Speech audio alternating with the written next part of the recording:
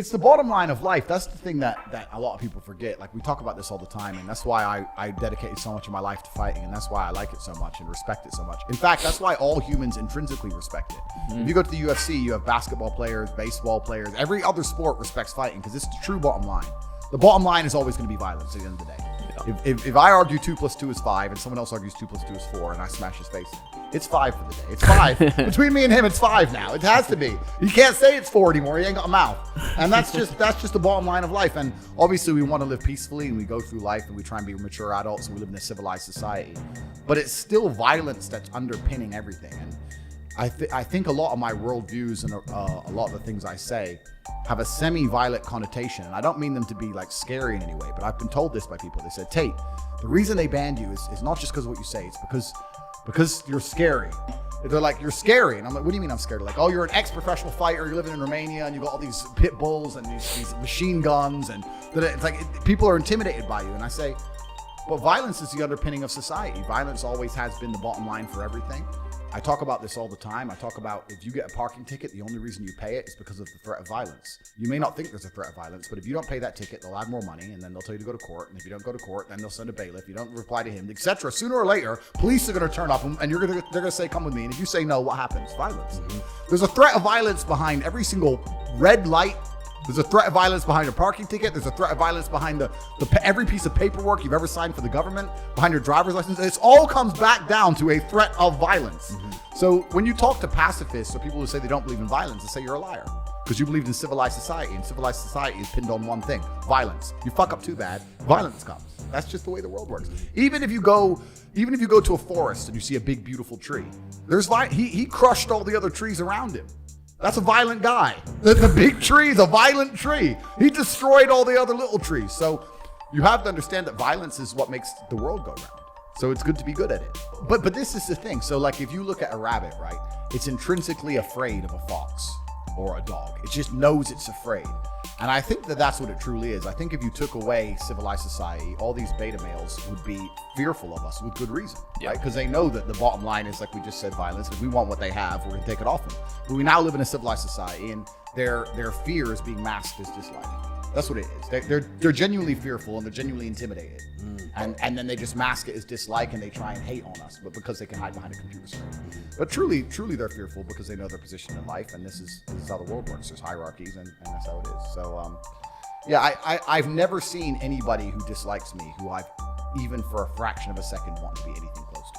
Mm-hmm. I look at the people who dislike me and I'm just like, your life looks absolutely gnarly. Yeah. Especially, it's fine. Yeah. God's already taught them all a lesson. It's like, it's fine with me. And worst of all, it's hard to take advice from people who are sad. So give an example. I said depression wasn't real and the world lost its mind. And I sat there, even Peters was arguing with me on it. And I said, listen, this isn't even about real or fake. This isn't about true or not. You're looking at it in the wrong paradigm. I'm explaining to you that I'm a human who gets to live one life, hopefully more, but let's say one life.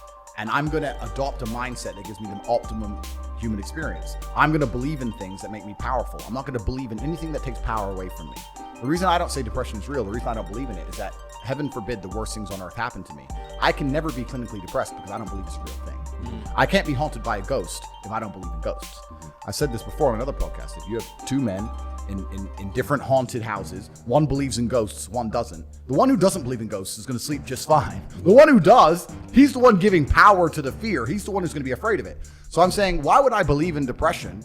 Because if I believe in it, I have to be fearful of it, and it might strike me and get me down. If I believe in feeling depressed sometimes, but knowing I'll get better, then I'm okay, right? But if I believe in the clinical idea of becoming depressed and having depression and not being able to get rid of it, then I'm not going to be okay. So I said, I don't believe in it. I refuse to believe in it. And this is why this whole idea of clinical depression is so dangerous, right? Because you're telling these people, oh, you have a disease. It's not your fault.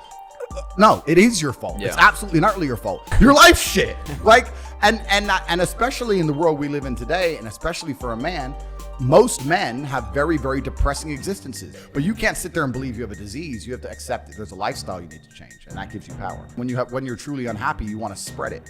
It's unhappiness is kind of like a disease, but I don't believe in having a clinical disease. Mm-hmm. I mean, losing a family member and being upset about it, that's absolutely not really healthy. Like, we've all been through that.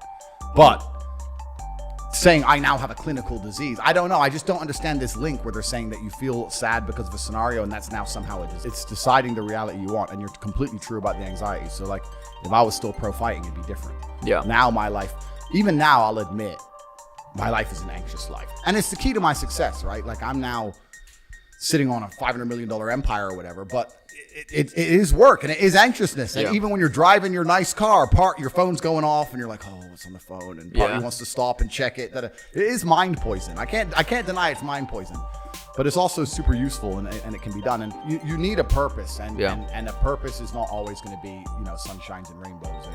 And there has to be a degree of difficulty to it, and it has to be a degree of pain involved. And there has to be a degree of risk, because risk and reward are linked. Fighting's the ultimate risk and reward. Yeah. There's risk and reward are linked. If you want a huge reward with no risk, well then what you're gonna do? You're gonna end up playing video games the rest of your life. Yeah.